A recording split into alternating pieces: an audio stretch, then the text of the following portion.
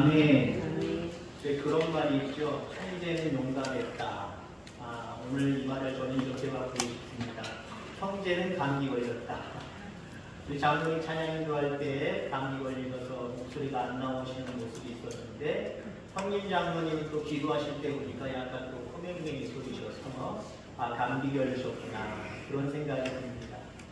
저도 감기 걸려서 목이 조금 코맹맹이 소리입니다. 그렇지 않아도 멋있는 목소리인데 약간 코맹맹이 소리가 들어가면 더 멋있죠? 자, 따라합시다. 말씀하옵소서 은혜 받겠나이다. 아멘. 사모하는 만큼 은혜 받는 거예요. 목사님의 목소리 상태에 따라서 은혜 받는 게 아니라 여러분들이 사모하는 만큼 은혜 받는 거예요. 목소리가 아무리 잠겨서 잘 안 나와도 여러분이 사모하는 마음이 크면 엄청난 은혜를 받는 거고요. 제 목소리 상태가 워낙 좋고 예를 들어서 설교 준비도 잘 돼 있다고 할지라도 여러분들이 사모하는 마음이 뚝 떨어져 있으면요 별 은혜 못 받고 가는 거예요. 오늘 사모하는 마음 가운데 큰 은혜가 있게 되기를 주의 이름으로 축원합니다. 안타까운 모습은 어떤 모습이 있냐면요 자료 중에 최근의 자료는 제가 찾아보질 못했고 찾아보다 보니까 한 3, 4년 전에 한 5년 동안의 연도를 그러니까 2020년 초반대겠죠. 20년부터 한 23년 동안 요때까지 아니면 뭐 18년, 9년 요때부터 시작을 해서 한 4, 5년을 조사했더니 우리나라 교회가 1년에 약 100개의 교회가 평균 100개의 교회가 넘어간답니다. 빚 때문에 넘어간대요. 경매에 붙여진답니다. 다른 사람에게 팔려간다라고 하는 거죠. 내 것을 내 것이라고 우리 교회를 우리 교회로 주장하지 못하고 나라에 팔리거나 다른 사람에게 팔려간다라고 하는 겁니다. 예전에 다른 설교하다가 제가 그런 말씀 드린 적이 있습니다만 저도 돌아다니다 보면 폐허가 된 그런 건물들 많이 보셨죠 여러분들도? 건축 쭉 하다가 멈춘 데 특히 이쪽 어모 가는 쪽에 며칠 전에도 가시다가 우리 몇 분들이 그런 말씀하시는 거 들었습니다만 대학교 서르다가 둥글넓적한 그 건물 큰 것 2개 이상 정지되어서 거의 10년 동안 그 이상 동안 흉측한 모습으로 남아있는 모습들 보셨을 겁니다. 그냥 일반 건물도 우리가 보기에 안타깝습니다. 근데 믿는 우리들 제가 지나다니다 어디 가다 보면 교회 건물이 그런 데가 있어요. 예전에 제가 말씀드린 전주 IC 부분에 어떤 교회 이름도 모릅니다만은 엄청나게 잘 졌거든요. 고속도로에서 한 수 킬로 떨어져 있음에도 불구하고 그 크기가 어마어마하니까 쉽게 보여요. 근데 어떤 목사님이 같이 가다가 그 교회가 빛을 갚지 못해서 대가를 치르지 못해서 넘어갔다고 라고 하는 이야기를 들었습니다. 근데 한 5년 전 자료입니다만은 우리나라의 평균 1년에 100개의 교회가 여러 가지 모양 때문에 특히 어떤 건축 자금이라든가 이런 것들 때문에 갚지 못해서 명확한 대가를 지불하지 못해서 넘어간다라고 하는 그런 통계가 나와 있는 모습을 보면서 대단히 안타까웠다라고 하는 겁니다. 신앙도 그렇습니다. 구원도 그렇습니다. 값의 문제예요. 우리 모습으로 바라보면 구원이 공짜로 이루어질 것 같지만 거기에 예수 그리스도를 가져다 놓고 바라보면요 그분이 우리의 죄값을 다 치르셨기 때문에 우리가 하나님의 것이 된 거예요. 아멘. 그냥 된 게 아니에요. 대가를 다 치루었기 때문에 값을 다 지불했기 때문에 우리가 하나님의 자녀가 되었고 천국 백성이 된 줄 기억하기를 간절히 소망합니다. 자, 오늘 우리는 그 값을 다 치르고라고 하는 제목으로 아브라함의 막벨라 불 이야기와 예수님의 십자가 이야기를 같이 접목을 해서 함께 은혜를 나누고자 합니다. 아브라함의 아내 사라가 죽었습니다. 오늘 1절 말씀해 보니까 127세를 살았더라라고 말하고 있죠. 사라가 127세를 살다가 죽음을 맞이하는데 아브라함이 장례를 치러야 될 것 아닙니까? 근데 아브라함에게 자기 명의의 땅이 없었어요. 장사 지낼 땅이 없었다라고 하는 겁니다. 그래서 아브라함이 땅을 찾다가 헷 족속에게 나아갔죠. 그들 땅에 함께 살고 있었기 때문에 그들 땅 중에 하나를 좀 줘라라고 제안하기 위해서 나아간 겁니다. 그리고 그들에게 부탁을 합니다. 내 아내가 죽었으니 내 아내를 장사할 땅을 좀 달라 라고 이야기했더니 오늘 헷 족속이 뭐라고 이야기를 하냐면 주여라고 이야기합니다. 존칭을 하고 있단 말이에요. 다른 족속인데 존칭을 하고 있다라고 하는 거예요. 그만큼 아브라함이 많은 족속들에게, 많은 주변의 사람들에게 인정함을 받았다라고 하는 겁니다. 당신은 지도자라는 거지요. 그렇기 때문에 당신이 원하는 그 땅 공짜로 드리겠습니다. 아무 값 없이 그냥 드리겠습니다. 마음대로 사용하시옵소서. 이렇게 이야기합니다. 우리 같으면 어떻게 할까요? 왜 은혜야? 하나님이 은혜를 베풀어 주셨구나. 아이고 좋아라 하고 낼름 받을 수도 있었다라고 하는 거지요. 근데 오늘 본문에 보니까 아브라함은 고개를 숙이고 내가 그 밭값을 당신에게 주리니 받으라 라고 하면서 지불을 거부합니다. 대가를 치르겠다는 거예요. 그래서 은 400세겔을 지불하고 오늘 본문에 말씀하고 있는 막벨라 굴을 사게 되는 그런 모습을 바라보게 됩니다. 흥정도 하지 않았어요. 은 400세겔이면 오늘날의 시가로 얘기하면 성경학자들은 수억 원에 해당된다라고 이야기합니다. 깎을만 하잖아요. 더군다나 그 사람들 어떻게 하려고 했어요? 그냥 지부하려고 했어요. 아브라함 당신이라면 우리가 지부하겠습니다. 그런데 아브라함이 대가를 지불하고 사는 것도 좋지만 이왕이면 대가를 좀 낮게 흥정하는 것도 바람직하지 않았겠습니까?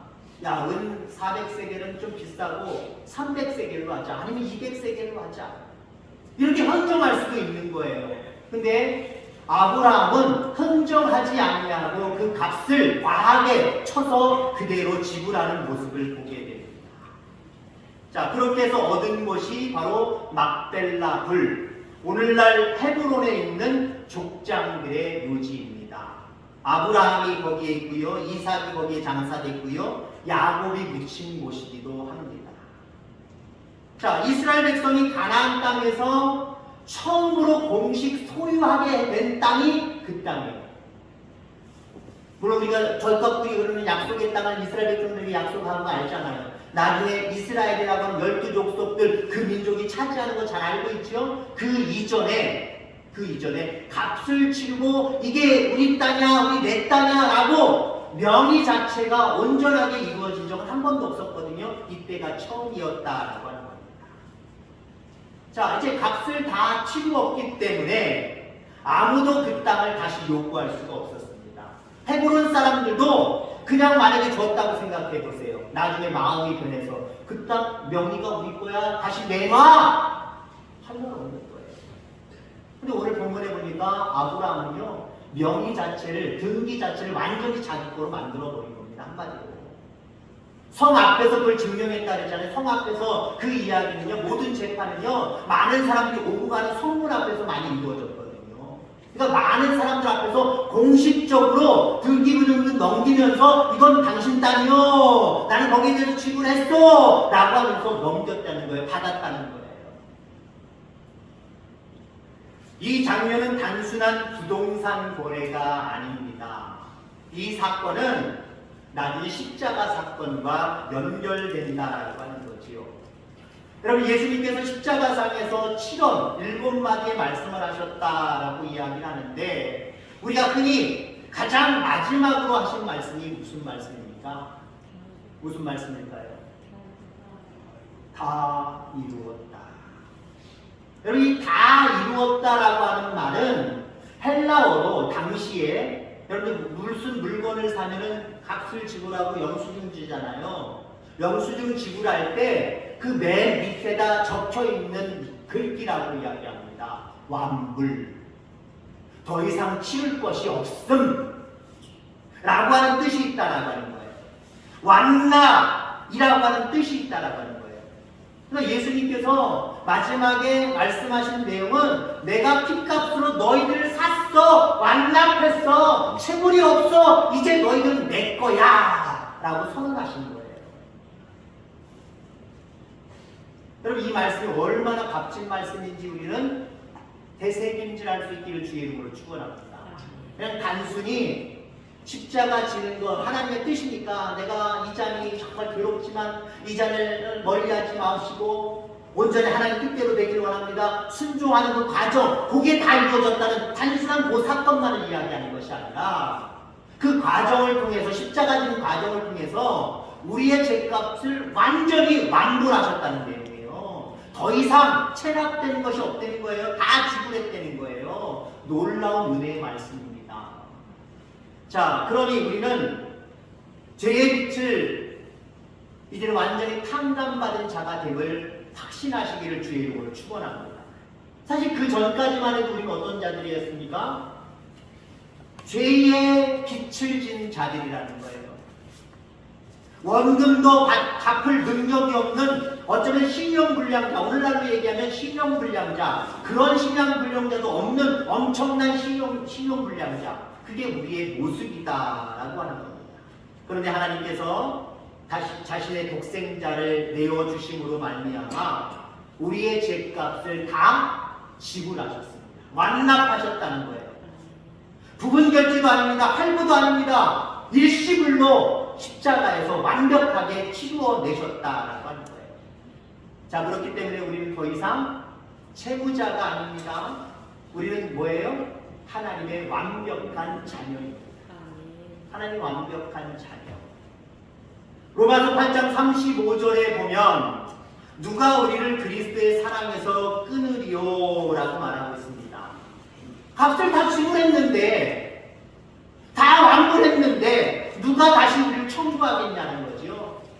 여러분, 오늘 본문 속에 나와 있는 그 헷 족속들이 앞서도 얘기했지만 아브라함이 400세겔, 은 400세겔을 지불하고 완벽하게 등기부름을 받고 처리가 안 했다고 한다면 딴소리 할 수 있는 사람들이에요. 사람은 이웃 앞에서 때가 지나면 마음이 바뀌게 되어 있는 거거든요. 처음엔 내가 넉넉한 마음으로, 후한 마음으로 양보해야지. 당신 가져. 그냥 당신 다 가져. 상관없어. 그러다가도요, 시간이 지나면 내가 그걸 왜 그냥 준다고 그랬지? 등기부등본은 아직 꾸미질 않았지, 넘기질 않았지. 그럼 명의는 아직까지 내 거네? 아까워 죽겠는데. 다시 내라! 그게 사람 마음이에요.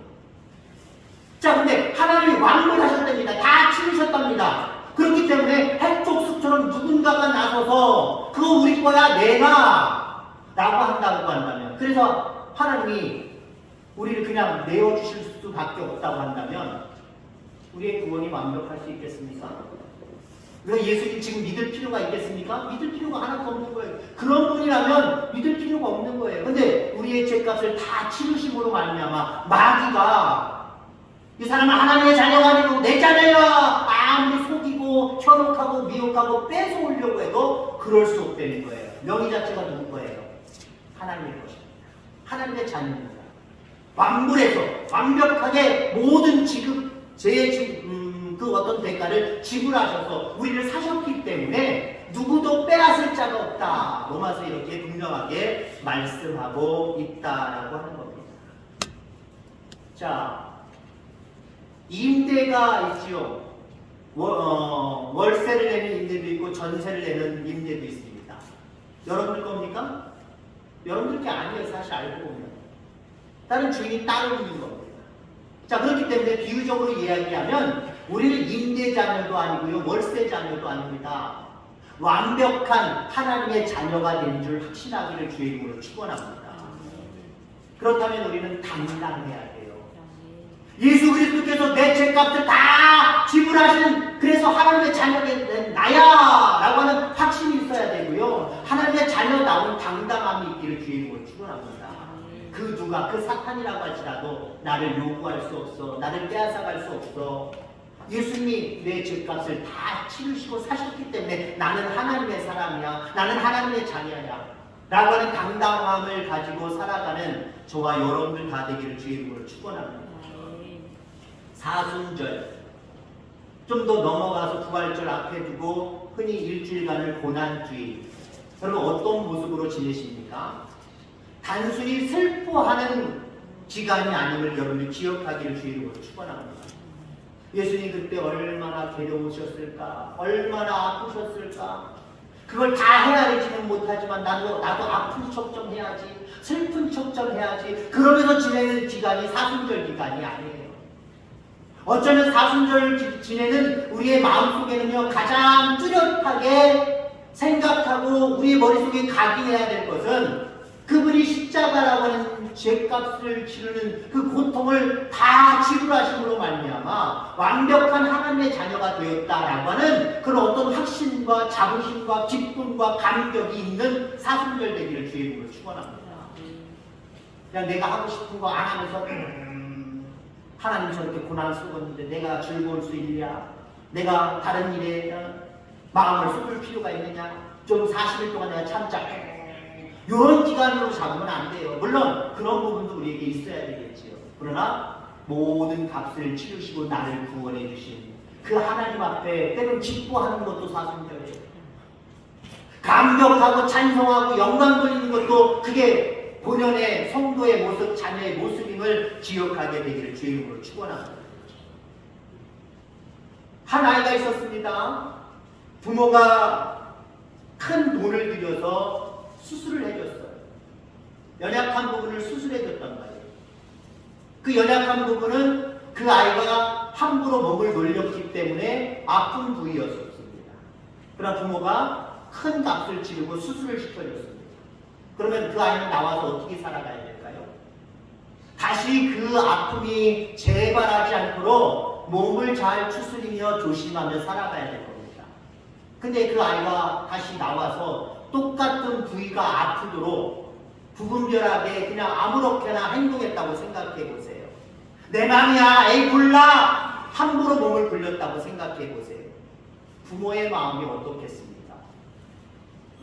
자기 자신의 몸을 희생하면서 우리를 구원해 주신 주님인데, 그래서 주님의 자녀, 하나님의 자녀로 만들어 놓으셨는데 우리가 이 땅에 살아가면서 에이 몰라, 내 마음대로 살래 라고 하면서 똑같은 죄의 모습으로, 죄인의 모습으로 돌아간다면 우리의 영적인 하나님 아버지는 어떻게 생각하실까요? 마음 아파하실 줄 분명히 믿습니다. 우리는 값싼 존재가 아닙니다. 우리는 핏값으로 산 존재이기 때문에 당시의 은 400세겔은 수억 원에 해당되는 돈이라고 했습니다. 지금 우리의 몸값은요, 수억 원으로도 모자라요. 수십억, 수백억입니다. 왜? 주님의 몸을 희생하셔서 우리를 하나님의 자녀 삼아주시고 우리를 거듭나게 하셔서 하나님의 자녀로 이 땅을 살아가게 하시니까 그거 생각하면요, 세상의 값으로 치를 수 없는 비싼 몸이라는 거예요. 우리 옆에 분들에게 당신은 비싼 사람입니다. 시작. 비싸게 보이나요? 비싸게 보이나요? 비싸게 보이셔야 됩니다. 적어도 우리는 믿음을 가지고 있기 때문에 이 모든 내용들을 다 알고 있기 때문에 어때요? 나 자신도 마찬가지지만 내 옆에 있는 한 영혼들이 비싼 사람으로 보여질 수 있게 되기를 간절히 소망합니다. 자, 아까 얘기했던 어떤 통계적으로 1년에 100여 개 교회, 제가 보았던 전국의 한 교회, 이 교회는 건물이 완성되었지만 값을 다 치르지 못해 넘어가 버렸습니다. 그러나 우리의 구원은 다릅니다. 건축이 미완성이 된 것이 아니라 십자가에서 완성이 되어버렸어요. 십자가에서 다 이루었다. 모든 것을 완불해 놓으셨습니다. 더 이상 체납된 금액들이 없다라고 하는 거예요. 그 말 한마디에 우리의 과거, 현재, 미래의 모든 죄가 모두 지불된 줄 기억하기를 주의 이름으로 축원합니다. 미래까지도 지불된 거예요. 어떻게 지불되느냐? 믿으면 지불되는 거예요. 과거만, 현재만 지불된 게 아닙니다. 미래까지도 다 지불된 모습이다라고 하는 거죠. 그러므로 우리는 완전히 구원받은 자가 됐습니다. 다 이루었다. 완전한 하나님의 자녀가 되었다라고 하는 말입니다. 그 누구도 우리를 하나님의 그 구원의 손에서 빼앗을 자가 없습니다. 그러니 자녀답게 당당하게 거룩하게 살아가는 저와 여러분들 다 되기를 주의 이름으로 축원합니다. 값을 다 치르신 그 사랑을 기억하며 그 사랑에 합당한 삶으로 응답하는 우리 모든 성도님들 다 되어지기를 주의 이름으로 축원합니다. 기도하겠습니다. 하나님 아버지